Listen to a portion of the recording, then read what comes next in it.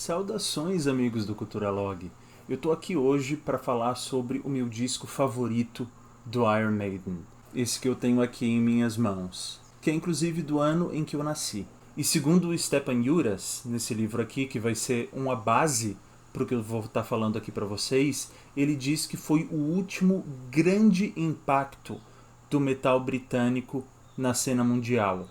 Quer você concorde, quer não, a gente vai discutir sobre esse álbum a partir de agora. O Iron Maiden, eles estavam vindo de Somewhere in Time, que foi um disco que foi muito bem nos Estados Unidos, eles estavam ainda em ascensão. Apesar de eles terem um pouco de medo de já serem uma banda meio ultrapassada, o Somewhere in Time mostrou que não, que eles ainda tinham muito para dar. Mas em 1988 a coisa já não era tão clara. A gente já tinha um pouco de divisão entre as várias tribos do metal, por exemplo.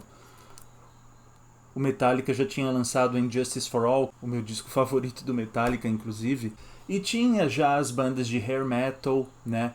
O metal extremo já começava a se formar ali com Bathory, os primeiros do black metal, né? Death metal estava começando a surgir também.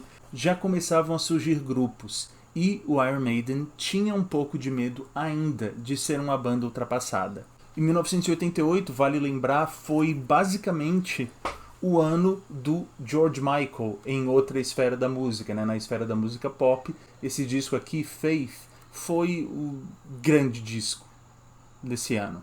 Mesmo tendo sido lançado em 87, ainda em 88 ele estava reinando. Apesar de ter o livro do Stephan Juras como a minha base para esse vídeo, eu vou começar lendo da biografia oficial do Iron Maiden, o Run to the Hills. Aqui eu vou estar lendo uma fala do Steve Harris sobre a gênese da ideia desse disco. Ele falou: "Era o nosso 7º álbum de estúdio e eu não tinha título ou ideias. Então eu li uma história sobre o 7º filho de um 7º filho, uma figura mítica que deveria ter vários dons paranormais, como clarividência e coisas assim. No começo era só um bom título para um 7º álbum, sabe? Mas depois que eu telefonei pro Bruce e contei minha ideia, ela simplesmente cresceu." Aí o Bruce fala: "Lembro-me do telefonema de Steve para me contar a ideia que tivera pro próximo álbum sobre o 7º filho do 7º filho. Claro, também fiquei bem entusiasmado porque ele me telefonou, na verdade, para saber se eu tinha novas músicas que poderiam se enquadrar no tema. Eu disse: bem, ainda não, mas me dá um tempo que eu vou ver o que eu posso fazer." Então você vê que o Steve Harris, que é o líder incondicional da banda, né, ele ligou pro Bruce para falar e para pedir ajuda na composição desse álbum. O que acontece é que a gente tem vários times de compositores. Poucas faixas foram compostas só pelo Steve Harris. Foi uma coisa muito de conjunto. O Stephan, ele fala que provavelmente o Steve quis devolver um pouco desse poder de composição ao Bruce Dickinson, porque no Somewhere in Time ele ficou muito frustrado que todas as ideias dele haviam sido descartadas. E o Somewhere in Time foi um disco no qual o Adrian Smith brilhou bastante, então ele continuou cedendo bastante espaço para as composições do Adrian. E nenhum disco a essa altura tinha uma equipe tão diversa de compositores. Na verdade, essa ideia de 7º filho do 7º filho é uma lenda que está em diversas partes do mundo. No folclore brasileiro, por exemplo, a gente tem o lobisomem, que em alguns lugares se diria que é o 7º filho. E uma música com esse mesmo nome já havia sido gravada pelo guitarrista Rory Gallagher 15 anos antes. Essa ideia também está em alguns programas de TV do qual o Steve era fã, como Doctor Who e o Twilight Zone, que é Além da Imaginação. Mas nem o Bruce e nem o Steve negaram que a maior influência de onde veio realmente essa ideia do 7º filho foi o livro Seventh Son, do Orson Scott Card. E a gente pode falar desse número 7, né? Eu dei uma olhada aqui no meu dicionário de símbolos e, por incrível que pareça, existem 7 páginas aqui sobre o número 7. Eu não sei se isso é uma coincidência ou não, mas existe muita simbologia sobre esse número. Você pode pensar, né, nos 7 dias da semana, 7 notas musicais, 7 cores do arco-íris. Eu vi aqui que é um símbolo de vida eterna do Antigo Egito. É um número divino, tanto é que o número da besta é o 666, porque a ideia é que a besta jamais vai chegar no 7, é um número divino, um número de Deus. E, estranhamente, o número 7 é citado 77 vezes no Antigo Testamento. Coincidência? Muito se fala, né, que esse é um disco conceitual. Eu não teria tanta certeza assim, apesar de que você pode e, de fato, se ler uma história nesse disco. Mas eu acho que conceitual mesmo de contar uma história é apenas na primeira faixa do lado A, Moonchild, e no lado B por inteiro, onde a gente tem aí sim uma história que vai continuando pelas faixas. O Stepan, ele levanta essa questão do disco conceitual ou não. Porque se você pensar, o Somewhere in Time ele também meio que versa sobre temas similares. E o que acontece no lado A do Seventh Son é isso. Ele é conceitual no sentido em que ele está versando sobre temas ocultos, temas assim misteriosos. E eles teriam, na verdade, uma gravação de vozes adicionais, né? Vozes narrando o que estava acontecendo, mas isso foi abandonado. Sobre a pré-produção do disco, o Bruce fala aqui no livro: a gente escreveu o álbum na casa do Steve, em Essex, que tem uma acústica ótima e uma excelente atmosfera para se trabalhar. A gente toca o material de cada um e grava tudo em fita, com violão e um baixo. O Adrian vinha à minha casa de vez em quando e foi nessa época que escrevemos aquelas 3 faixas do álbum. Aí a gente entrou em estúdio. Então, entre fevereiro e março de 88, eles entraram no estúdio Musicland, em Munique, na Alemanha, para gravar o Seventh Son, seguindo a direção mais progressiva e conceitual que tinha sido a do Somewhere in Time. E a gente abre esse disco maravilhoso com Moonchild. Essa faixa é baseada num ritual do ocultista Aleister Crowley. Esse ritual era chamado de Liber Samek, que era um ritual para obtenção de conhecimento. O Moonchild também é um livro que o próprio Aleister Crowley escreveu em 1917. Eu acho a história de Moonchild extremamente poderosa. O demônio está falando com a mãe do 7º filho e está dizendo assim: se você abortá-lo, eu vou me encarregar pessoalmente de você no inferno. Só espero. Mas se você não abortá-lo e ele nascer, eu também nunca vou te perdoar. E você vai sofrer pelo resto da vida.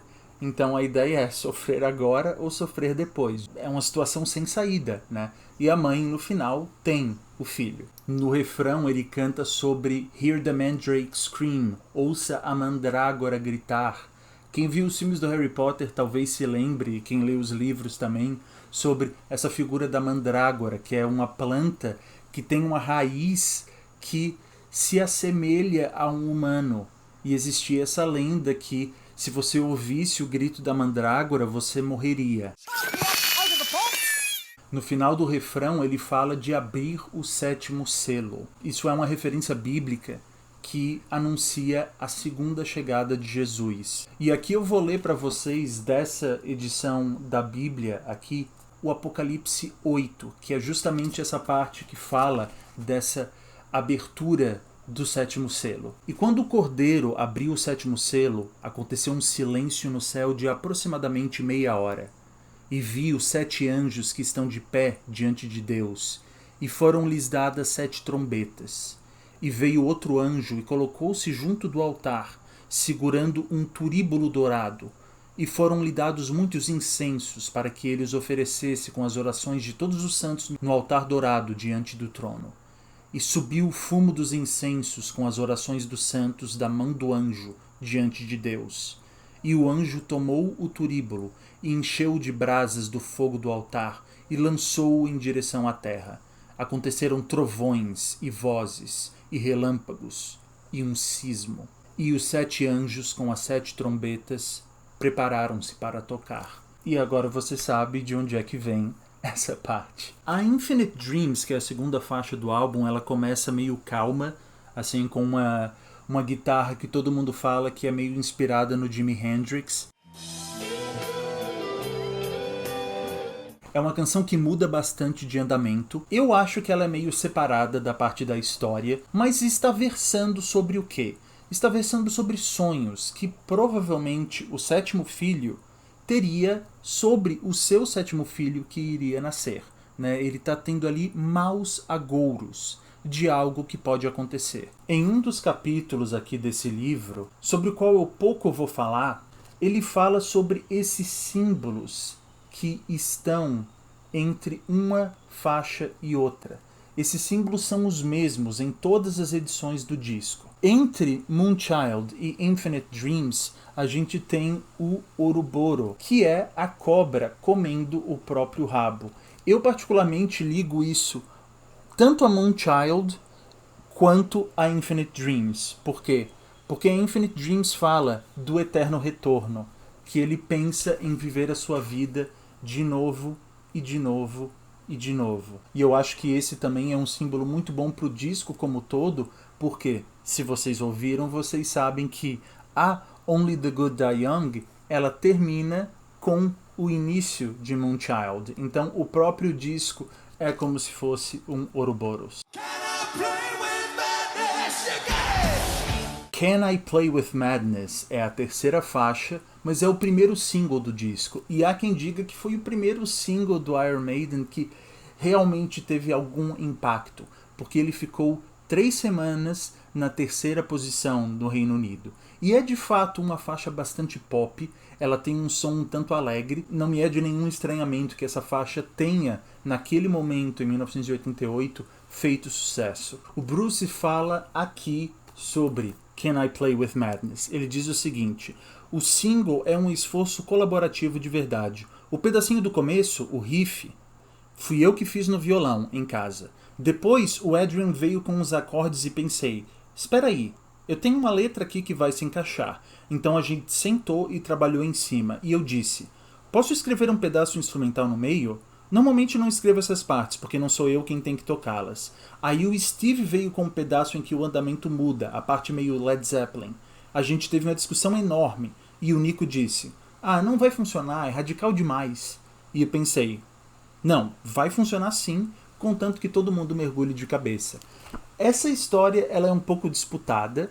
Existe uma outra versão dos fatos que fala que aquela versão instrumental, ali no meio,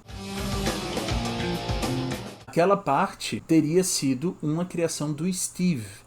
E o resto da música era do Adrian. E o Adrian detestou essa parte que o Steve fez. Mas, né, o Steve é o chefe. Então você tem que meio que engolir a seco. A ideia canônica, que inclusive está na biografia autorizada, é de que a música original do Adrian Smith se chamava On the Wings of Eagles. Ele tinha o refrão, os acordes e a melodia. Só isso, né? Só tudo. O Bruce escreveu as letras e deixou a canção um pouco mais rápida.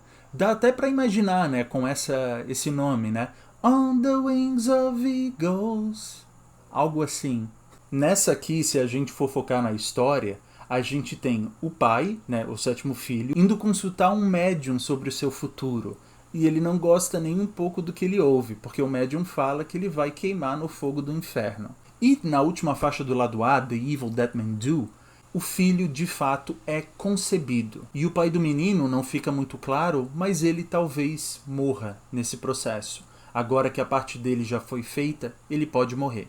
Se você tem o DVD do Made in England, um pouco antes de tocarem The Evil That Men Do, o Bruce cita ainda mais explicitamente uma parte de uma peça do Shakespeare, que é Júlio César. O título vem daí. Está no ato 3, cena 2. Essa parte que eu vou ler. Aos homens sobrevive o mal que fazem, mas o bem quase sempre com seus ossos fica enterrado. Ou seja, né, o bem que a gente faz morre com a gente. Agora o mal que a gente faz perdura pela eternidade. E é essa a ideia do refrão de The Evil That Men Do. Esse foi o segundo single do álbum, ele foi lançado um pouco depois do disco, ao contrário do Can I Play With Madness, que foi lançado tipo um mês antes. Esse foi lançado em agosto de 88. E veio com 2 faixas antigas do primeiro disco do Iron Maiden, agora cantadas pelo Bruce Dickinson, que foram Charlotte the Harlot e Prowler. Musicalmente, a Evil That Men Do tem um baixo super galopante do Steven, é algo lindo de se ouvir. E muita gente acha que essa faixa tem bumbo duplo pelo Nico, mas não é o caso. É o que conta aqui nesse livro. Nico é simplesmente um monstro com o pedal do bumbo. Eu me lembro de pessoas ouvindo The Evil That Men Do e pensando: ah, meu Deus, ele tá começando a usar o pedal duplo. Mas não era. Era ele ainda fazendo isso com um único pedal, com uma técnica em que ele pressiona com o dedão e o calcanhar para fazer soar como um pedal duplo. Eu não fazia ideia disso e agora vocês fazem ideia junto comigo. E é então que começa o segundo lado, que para mim é simbolizado por essa imagem aqui, absolutamente magnífica. A gente começa com a faixa título Seventh Son of a Seventh Son. A faixa em si é baseada bastante naquele romance que eu falei para vocês. E é o quê? É o nascimento desse filho e tanto Deus quanto o diabo lutam para ter poder sobre esse filho que claramente vai ser capaz de grandes coisas, que vai ter poderes sobrenaturais, mas ele vai usá-los para o bem ou para o mal. É essa a luta que está ocorrendo. O Stefan fala que, infelizmente, eles colocaram vozes sampleadas, né? Eles não contrataram, de fato, pessoas para fazerem aquelas vozes do e que isso tornaria o som um pouquinho datado. Eu até posso concordar com essa parte do datado, né? Mas eu acho que a faixa ela seria um pouco diferente se ela tivesse vozes reais. Eu acho que ela seria mais épica, porém ela não seria tão gélida. E aqui nesse livro aqui, os convidados falam algo que eu sinto muito, que é o quê? Sempre que eu imagino uma faixa do Seventh Son of a Seventh Son, eu penso nessa capa. Eu penso nesse gelo, eu penso nessas figuras aqui atrás, né? Nessa capa que eu vou falar um pouquinho sobre ela depois. A gente deságua numa faixa que pra mim é a pior do disco, é The Prophecy. Me desculpe se alguém aí tem ela como a preferida, acho difícil, mas muita gente deve gostar. É uma faixa bem narrativa, ela está claramente ali para continuar a história, e ela fala o quê? Ela fala que o sétimo filho do sétimo filho, ele começa a ter vislumbres do futuro, e ele tenta falar para as pessoas que algo de ruim vai acontecer. Obviamente, como em todo filme de terror, né, as pessoas não acreditam. Dela, a gente deságua em Clairvoyant, que foi o terceiro single desse disco, lançado em novembro do ano de 88. E foi inspirada na morte de uma mística inglesa chamada Doria May Fisher Stokes. Principalmente na frase em que o Bruce canta que, apesar de todo o seu poder, ela não conseguiu prever a própria morte. E na última faixa, Only the Good Die Young, no que diz respeito à história, a gente tem basicamente o Seventh Son desistindo de nos ajudar, né? Por quê? Porque ele tentou, ele estava ciente dos seus poderes em Clairvoyant, mas ele simplesmente vê que a humanidade não tem jeito mesmo. Eu falei dessa capa, né, gente? Essa coisa congelada aqui, que foi algo totalmente diferente para uma capa do Iron Maiden. De onde veio essa inspiração? Muito provavelmente foram das imagens do Gustave Doré para a Divina Comédia. Por quê? O último ciclo do inferno está congelado nas imagens do Doré. Olha só. Essa ideia do inferno gelado é relativamente incomum, então essas imagens foram de grande valia para o Derek Riggs. E o autoelogio ao álbum é muito grande. O Stefan fala aqui, em todas as entrevistas, a banda parecia com muita certeza de que eles tinham lançado um álbum incrível. E o Steve, na era do Blaze, né, relembrando dos álbuns anteriores, ele fala isso aqui. Tem aqueles que você grava e quase sem tentar, de algum jeito você cria um álbum que tem toda a mágica do mundo. E meio que por conta própria, ele se torna uma das melhores coisas que você já fez. Esse é o caso de Seventh Son para mim. Simplesmente um dos melhores álbuns que a banda já fez. E ele foi lançado em 11 de abril de 88 e ele chegou ao primeiro lugar, tanto na Finlândia quanto no Reino Unido. Ele foi disco de ouro nos Estados Unidos, no Reino Unido, na Alemanha, na Suíça e foi platina no Canadá. Aí existe um desencontro de informações. Na biografia oficial falam que foi platina também nos Estados Unidos, com 1.200.000 cópias vendidas. Não é o que o Stefan fala aqui. Na verdade, esse disco não se saiu bem nos Estados Unidos e foi uma coisa que deixou o Steve com muita raiva dos americanos, porque os americanos falavam que esse disco, Seventh Son, era um disco muito europeu. E de fato, na época, ele não teve esse status cult na hora, esse status que ele tem hoje. E assim, se você pensar no Metallica, se você pensar no Guns N' Roses, que era uma banda ali que estava surgindo com toda a força, os adolescentes eles começavam a ir mais para esse ramo. Vou ler aqui um pouco sobre a recepção que o disco teve, a recepção negativa, na verdade. As resenhas da época continham uma reação definitiva contra o Maiden investir nas pretensões prog rock, e que um crítico detonou o Maiden por causa de Seventh Son e os acusou de terem regredido em direção aos roqueiros progressivos dos anos 70. Esse tipo de crítica confundia Harris, que não conseguia se manter impassível diante do crescente sucesso de bandas como Slayer, Anthrax, Megadeth e, é claro, Metallica. Os caras estavam realmente vivendo a vida das ruas, e no palco simplesmente tocavam o som deles vestindo jeans. As novas gerações curtiam isso. Era simples, rebelde, cru e destruía tudo pelo caminho. E eu acho que foi isso que ele tentou fazer no No Prayer for the Dying. Ele tentou voltar para essa coisa de vestir jeans mesmo, jeans e couro, sabe, como tá aqui. Eu acho que é bem essa a ideia. Vale a pena a gente lembrar que esse foi o último disco com a formação clássica. O Adrian Smith, ele começou a ficar meio insatisfeito quando, durante as apresentações ao vivo, a banda não fez questão de fazer um trabalho perfeccionista em relação ao que foi gravado. A banda estava lá tocando bem, claro, tocando competentemente, mas não tentando emular o disco. E o Adrian achava que esse era o caminho a se tomar. E quando a banda começou a ir num negócio muito menos prog e mais assim, o Adrian pediu as contas. Ele falou que não era o caminho certo para a banda, o coração dele já não estava mais ali. E fica sempre a pergunta, né? Será que eles não teriam se separado, nem o Adrian e nem o Bruce depois, que não teceu grandes elogios ao que se tornou o som do Iron Maiden depois de Seventh Son? Será que eles não teriam saído? Será que a gente teria continuado? Será? Eu não tenho nenhum problema com o Yannick Gers. Eu gosto, na verdade, do No Prayer for the Dying demais. Mas obviamente é uma pegada totalmente diferente do Seventh Son e do Somewhere in Time. E como encerramento eu quero ler aqui uma parte desse livro aqui. Ele se pergunta, teria a banda amadurecido cedo demais com Seventh Son, gravando-o antes da hora? Ou talvez teria o imperativo de um álbum conceitual sido forçado a eles pelos empresários, para seguir a tradição? A julgar pelo que conhecemos da história do Iron, Seventh Son of a Seventh Son se encaixaria melhor no período entre Dance of Death e A Matter of Life and Death. Falando de experiências recentes, quando saiu Senjutsu, alguém falou que era o Iron de volta aos tempos do Seventh Son. E isso me fez sair correndo para comprar o disco e ouvir na hora. Porque desde criança, esse é um dos discos que eu mais gosto e é um disco absolutamente mágico.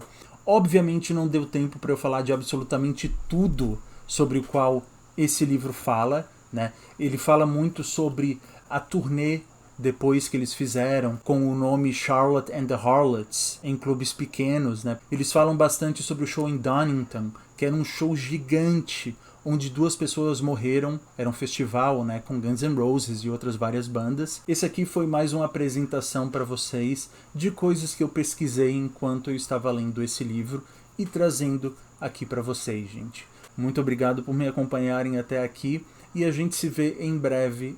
Tchau, tchau.